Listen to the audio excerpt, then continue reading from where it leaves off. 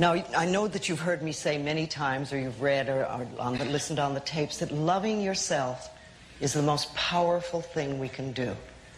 Then everything flows.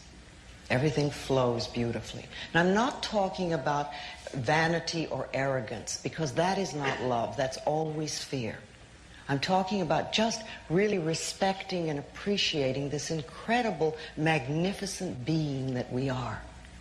You know, little babies know how to love themselves. You were born in pure love, all of you. There's not one little baby alive that I know of that ever criticizes its body or ever says, my hips are too big. Have you ever heard a baby say that? They're just thrilled and delighted that they have a body. And they rejoice in it. And they love themselves. They love their toes. They love everything about themselves. They absolutely adore, they express their feelings. You know, when a baby is happy, you know it. When a baby is angry, the whole neighborhood knows it. They're never scared to let people know how they feel. They live in the moment, and they're filled with courage, and they're wonderful. And we were all like that. Got to remember that you were filled with courage, and you were full of love, and you adored yourself when you were very little. And then what happens is we start to grow up, and we start to listen to people that were frightened or critical or resentful or guilty. And many of us grew up with people like that. You know, if you grew up in a family where there was criticism was the norm, then you're going to grow up to be a critical person. You're going to look at everything in life as with criticism. And you probably criticize yourself and other people. And you won't enjoy life nearly as much as you could. If you grew up in a family where you were not allowed to express anger, then either you're a person who is terrified of anger, or you swallow it down all the time and you let it sit in your body. If you were raised in a family where everybody was manipulated by guilt, then you're probably going to do the same thing. You're probably a person who runs around saying, I'm sorry all the time. I'm sorry, I'm sorry. And you can never ask for anything outright because you always want to manipulate somebody. But these are old family patterns. And it's very easy to blame our parents, and it's very easy to blame our childhood or our environment. But the problem with that is that it keeps us stuck. We don't get to be free. We get to stay in our victim thing. And that's no good for anybody. Then we just get to keep having our problems. But remember, you're in charge now. Doesn't matter what your parents said. Doesn't matter what anybody else did. Doesn't matter what you learned. What really matters is what you are choosing to think and say now. Because you're the only person that thinks in your mind. And you choose your thoughts. Now, I can tell you lots and lots of wonderful things. But if you don't choose to listen to them, then they're not going to work at all. So you are always in charge, and you're creating your world and your life. Now, I've known that one of the most powerful affirmations you can use is, I love and approve of myself. I love and approve of myself. And when you first say that, it's amazing what can come up and come to the surface. Lots of times when we begin to say that, all the negative messages come to the surface. And it's marvelous because that gives us an opportunity to know what's been in the way. You see, if you don't hear your negative messages, you don't know what's in your way. So when you start to do an affirmation like, I love and approve of myself, you want to really pay attention to what the negative messages are. Because they're the ones that are in the way. And when you find a negative message, if you could write it down, it's wonderful because you want to think, I found a treasure. This is something that's really in my way and really creating a problem. Remember, we get to choose the way we think, and we can choose to change the way we think. It's always our choice. Now, what I'd like you to do right now is take out those little mirrors that you have. I know everybody has a little mirror.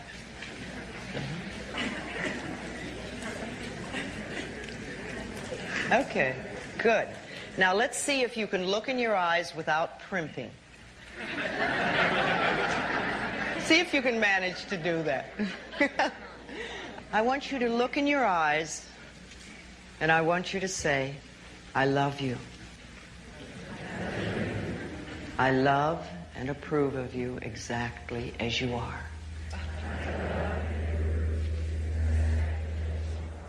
Okay, now just begin to notice what you're feeling. Don't judge it, just notice. What are the feelings that are coming up? Are they feelings of joy? Do you feel wonderful about yourself? Are they feelings of criticism or negativity? Don't judge them, just notice what's coming up. Acknowledge the negative message. Just acknowledge it, and you can always say, thank you for sharing. And realize that the negative messages that are coming up now are very much the things that are in the way of you loving yourself. Okay, what I want to do right now is let's do just a little bit of sharing. Okay, I want to know what sort of messages are coming up from you. Yes. Fear. Be upset if you really loved yourself. Me? No. It always goes back farther. Okay. Who would be upset if you really loved yourself? My parents. Your parents. Which one? Both of them? Yeah. Okay. Probably. Mostly my what mother, was the family message? Always judgmental, always... Okay, so you came from a enough. critical, judgmental, resentful family. Right. Okay, fine. So you're a wonderful... Fearful. And fearful. Oh, boy, you really got it all. Okay, it just means that you have a little more to work on. You know, I really think that some of us are very young souls, and we come here, and it's like going to kindergarten. Life is really very simple. And some of us are much older souls, and we pick tougher tests, and it's more like going to graduate school. But, you know, you can do it. It's just that you've chosen perhaps a little more difficult things to overcome. But see, it's my belief that the main thing that we really come here to work on is loving ourselves, in spite of what they say and in spite of what they do. And that's what we really need to do. So, okay, you've got things, you've got judgment, you've got criticism, you've got fear, probably a little guilt in there too. Okay, then I like to always think of that we can go beyond our parents' limitations. You know, they had a limited way of looking at life, and you were a very good little child, so you learned what they taught you. See, a lot of us think that we're bad and we're not good enough and we're no good, but actually we're ideal, wonderful, loving little children, and we learn exactly what our parents teach us. Not always what they tell us to do, but we learn from them.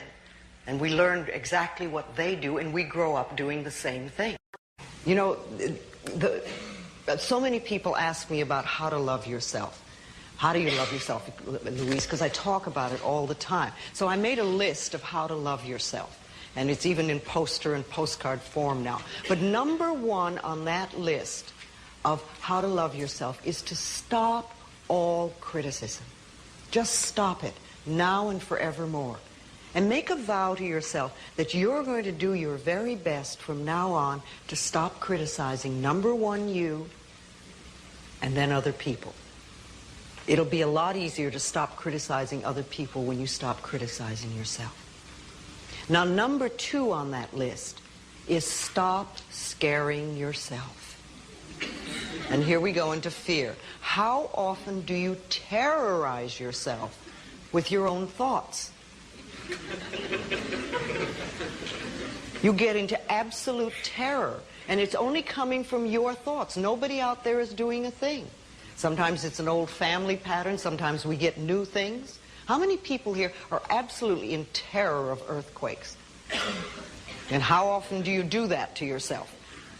You know, we find so many ways to scare ourselves. I would like people, when you have time, to make a list of your fears. Make a list of your fears, and then give yourself the opportunity to turn each fear into a positive affirmation.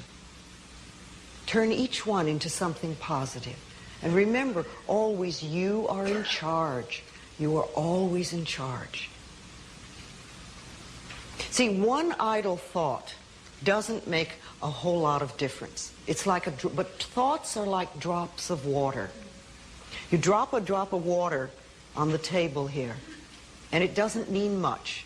But if you keep dropping and keep dropping and keep dropping, you get, the table becomes awash, and then you get a puddle on the floor, and then you can get a little pond and a lake, and finally you can create an ocean. And with our own thoughts, we can drown in a sea of negativity, or we can float on the ocean of life. And it's up to us. The thoughts we think accumulate. And what sort of puddles are you standing in? Or are you up to here? Or are you up to here and trying to paddle? You know, what are you doing to yourself? When we're willing to change our thinking, we can change our experiences. And it doesn't matter if you've got a big puddle of negative thoughts. You know, you can move over here and create a puddle of marvelous positive thoughts. You can make changes, always. So you want to turn those fear thoughts into positive affirmations.